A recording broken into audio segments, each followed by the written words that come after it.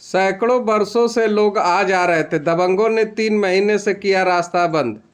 आज दिनांक 22 अप्रैल 2025 समय 1:20 पर ग्राम परसा शेख निवासी मोहसिना खातून ने जिला अधिकारी को शिकायत करते हुए कहा कि परिवार जिस रास्ते से कई पुश्तों से आ जा रहे थे, उस रास्ते को गांव के ही राहत हुसैन, सबाहत, बरकत, असमत आदि लोगों ने दबंगई और सीनाजोरी के बल पे रास्ते को ईंट की दीवार चलाकर बंद कर दिए हैं, जिससे घर से निकलना मुश्किल हो गया है। हमें न्याय दें। आपने अभी जिला अधिकारी के यहाँ एक पत्र, शिकायत पत्र दिया, क्या थी? सर, मुझे रास्ते का विवाद है। मैं कम से कम 3 बार डीएम ऑफिस में एप्लीकेशन डाला हूँ, 2 बार एसडीएम ऑफिस में, 3 बार समाधान दिवस में, 2-3 बार थाना अध्यक्ष दुधारा थाना में भी डाला हूँ। लेकिन इतना देर एप्लीकेशन डालने के बाद भी कोई अधिकारी नहीं गया था। लेकिन अभी समाधान दिवस में डाला हूँ एडीओ साहब के पास ही।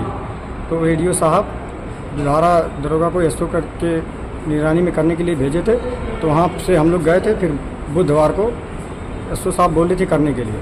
फिर उसके बाद हम लोगों को समझाया बुझाया, बोल रहे हैं रहने दो, शनिवार को नायब तहसीलदार सर आएंगे, उसके बाद हम लोग चलेंगे, रास्ता खुलवा देंगे। लेकिन नायब सर गए मौके पे, वो देखे, उन लोगों को गाड़ी में भी बैठाए।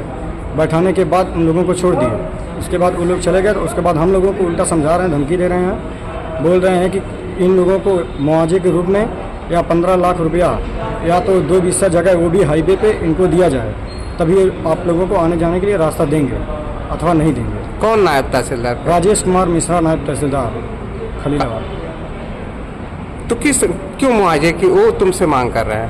हमको मुआवजे की मांग कर रहे हैं, आने जाने के लिए रास्ते बोल रहे हैं अगर मुआवजा नहीं दोगे तो आने जाने के लिए रास्ता आप लोगों को नहीं दिया जाएगा इधर से। तो विपक्षी को वो अपनी जीप में बैठा के ले गए थे? नहीं, उन लोगों को बैठाए भी थे, लेकिन ज़्यादा से ज़्यादा 10 से 15 मिनट के अंदर नायब तहसीलदार राजेश कुमार मिश्रा गाड़ी के अंदर बैठे। उसके बाद ऑटोमेटिक फिर दोनों जन को उतार दिए, सबको उतार दिए। उन लोगों के बाद उतर के फिर कुर्सी मंगा के वहाँ पे बैठे। आखिर क्या वजह रही कि उनको अपनी गाड़ी बैठाएं? अब हम गए तो थे वहाँ पे, पहले धमकियाँ में गए रास्ता खोलने के लिए, लेकिन वो ऑटोमेटिक अंदर गए गाड़ी के अंदर। बैठाने के बाद फिर 8-10 मिनट के बाद फिर उन लोगों को उतार दिया। हम लोगों को समझ में नहीं आ रहा क्या हो रहा क्या नहीं। 8-10 मिनट के अंदर सब कुछ हो गया उधर।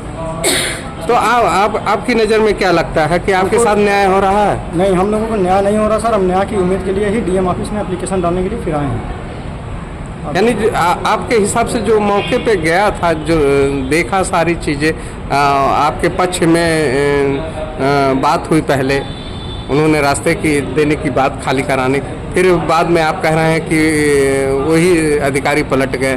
हाँ, इसीलिए वही सर हम लोगों को टेंशन हो गया। पहले तो गए, उन लोगों को धमकियाँ करके बैठा दिया। हम लोगों को एहसास हुआ कि रास्ता आज खुल जाएगा, लेकिन फिर ऑटोमेटिक ऐसा क्या हुआ कि 10-15 मिनट में पूरा खेला बदल गया। उन लोगों को उल्टा बैठ के कुर्सी पे फिर हम ही लोगों को समझा रहे हैं। आने जाने के लिए रास्ता कम से कम 100 साल पुराना है। वहाँ हमारे द्वार पे एक कुआँ भी है, जो हिंदू रिवाज से शुरू से लास्ट तक वहाँ पे कुआँ का फेरा होता है। कोई लड़की या लड़का हो, सबके शादी में फेरा होता है। लेकिन फिर भी इतना सब एप्लीकेशन डालने के बाद प्रशासन को कुछ समझ नहीं आ रहा। जैसे प्रशासन पूरा सोया। तो आप क्या चाहते हैं? मैं डीएम साहब को एप्लीकेशन देने के लिए आया हूँ।